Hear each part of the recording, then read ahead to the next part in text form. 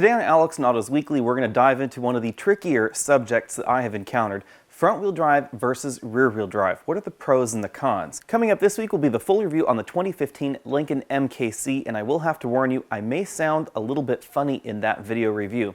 That's because I had a crown done during the week that I was reviewing the Lincoln MKC, and unfortunately my dentist hit a nerve with the needle, and as a result I've had a numb tongue ever since. So in that review, if I sound like I have a few marbles under my tongue, that also goes for the upcoming 2015 Dodge Charger review, as well as any reviews after that, since I still don't have feeling on my tongue. Let's dive right into the front-wheel drive versus rear-wheel drive.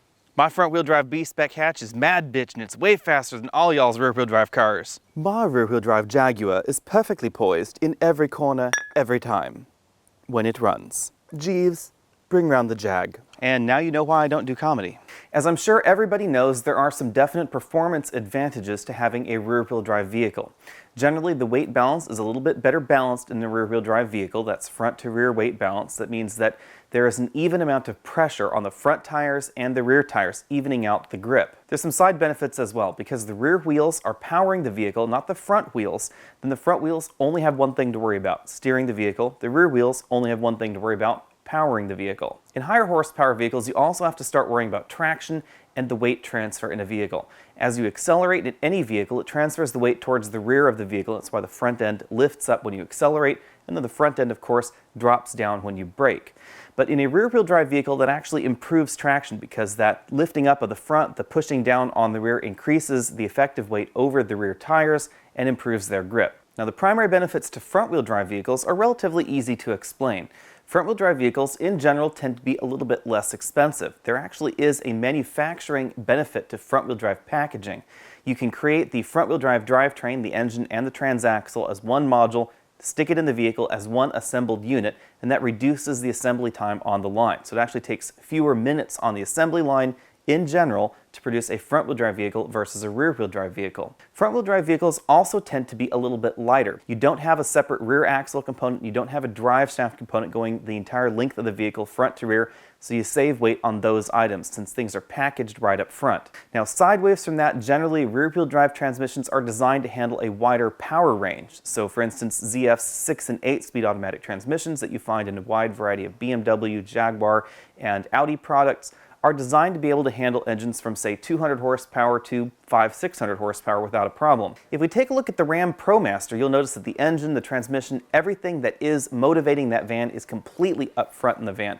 This packaging benefit is really what front-wheel drive is all about. Front-wheel drive vehicles in general will have more accommodating front footwell areas. They also will have shorter hoods and longer interior spaces for the same size vehicle. When we take a look at the footwell on this Dodge Charger, you can really see what's going on. You can see this bulge right here, which is where the transmission is actually located in the vehicle, makes the footwell narrower up front than you'll find in a front-wheel drive vehicle. So far we have space efficiency and weight savings down for the front-wheel drive vehicles. What does that really mean for fuel efficiency? Well, in reality, it doesn't really mean that much anymore, because rear-wheel drive vehicles have become much more efficient than they ever used to be. Because we have so much more room going on in a rear-wheel drive layout, because that transmission can go from essentially the middle of the seats in the front to all the way to the front windshield or so, you have an awful lot more room to package gears in a rear-wheel drive transmission. Simply having a greater number of gears and changing nothing else doesn't really help you at all. But because we have more gears to choose from, we can make that first gear start lower for better acceleration, and we can make that final gear higher for better fuel economy out on the highway. Also on the pro side for front-wheel drive vehicles is bad weather traction, especially snow traction and wet weather traction. That's because the engine is right on top of the drive wheels. You'll notice that the weight balance in most front-wheel drive vehicles is about 60-40 or so, with 60% of the weight being right up front. That gives you excellent traction on an icy surface. Also, in terms of simple dynamics, pulling yourself through snow and ice is going to be a little bit more predictable than pushing the vehicle through snow and ice like a rear-wheel drive car would be. Always remember that your tires are what are helping you stop and helping you go around a corner on ice and snow. So which wheels are being powered doesn't help you stop any faster. So to recap, on the pro side for front-wheel drive vehicles, we have space efficiency. That's huge because it allows you to have a much more accommodating footwell, more legroom, more interior room in your vehicle than you would in theory, a comparable rear-wheel drive vehicle.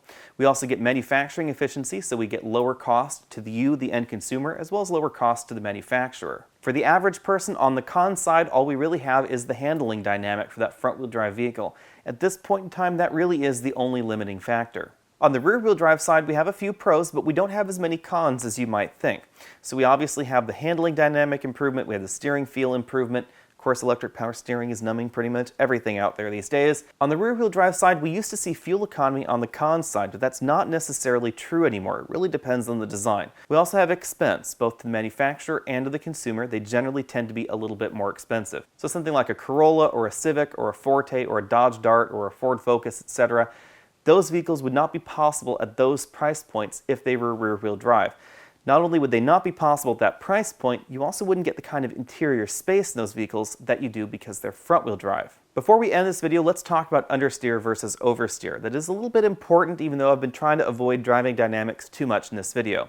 It's important because if you're buying a car for an inexperienced driver, or if you are an inexperienced driver, understeer is more predictable than oversteer. It's easier for people to deal with, it's easier for people to try and correct. It feels more natural. Now in truth, almost all the vehicles sold in the United States are designed to understeer as long as you're not putting any power down. So in general, even a high horsepower rear-wheel drive vehicle will understeer in a corner if you start going around that corner too fast, as long as your foot's not on the gas. Stick your foot on the gas, however, and you'll transition from understeer to oversteer, which is less predictable for a novice driver. That's different than front-wheel drive vehicles. Your Toyota Camry, your Toyota Avalon, you're going to really have a hard time getting oversteer out of that. Thanks for watching. I hope that answered all of your burning front-wheel drive and rear-wheel drive questions. Go ahead and post a comment down there in the comment section down below and let me know what you want me to talk about next week, and I will see you then. My rear-wheel drive Jaguar is perfectly poised and perfectly balanced in every corner, every time. Wow. I have a drinking problem.